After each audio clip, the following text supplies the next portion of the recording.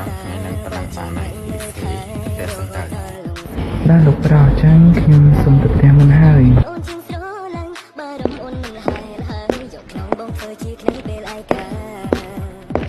តាគីអីកាត់អីបានជាដល់ទៅលោកប្រោចឹងចឹងកាត់អីមែនឬក៏លោកប្រោបែនស៊ីធ្វើបាបឯងមែនឯងខំនិយាយលោកប្រោតតគាត់មើលថៃយើងល្អហើយគាត់ព្រៀនយើងល្អទៀតផង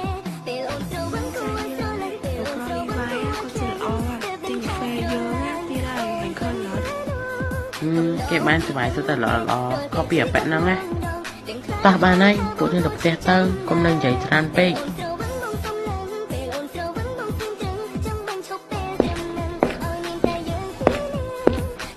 ម៉ាក់ប៉ាខ្ញុំប្រាប់ខ្ញុំក៏អញ្ចឹងដែរមី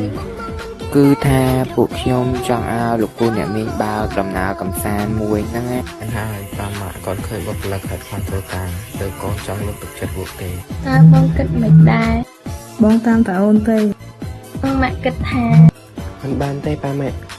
នេះលោកប្រុសសែនខូនិយាយអីហ្នឹងគេគ្រាន់តែចង់លើកចិត្តបុគ្គលិកតា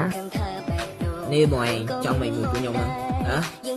នេះបងគិតថាមិនចាំបាច់អស់លុយជាមួយនឹងបុគ្គលិកតូចតាចនេះទេបានហើយលោកស្លុះគ្នាមុខប៉ាម៉ាក់ក៏រោនប្រាប់ពួកគេទៅពួកយើងទៅទាំងអស់គ្នាទៅចឹងគាត់ទៅប៉ាខ្ញុំក៏ចង់ទៅដើរលេងខាងដែរលោកស្រីតាធានឈប់សិនគួរឯងត្រូវទៅដើរឲ្យនំអារ៉ាលេខាចំណិតឯងទៅផងបាទប៉ាបាទអរគុណច្រើនហើយអ្នកស្រីតាធានយ៉ាទីបំផុតបានដើរលេងហើយឡងអូនជាអាខាណាហើយមានកូន3ហើយណាមិនបានធ្វើដូចកូនក្មេងទៀតយ៉ាងគឺមកពីអូនសប្បាយចិត្តពេក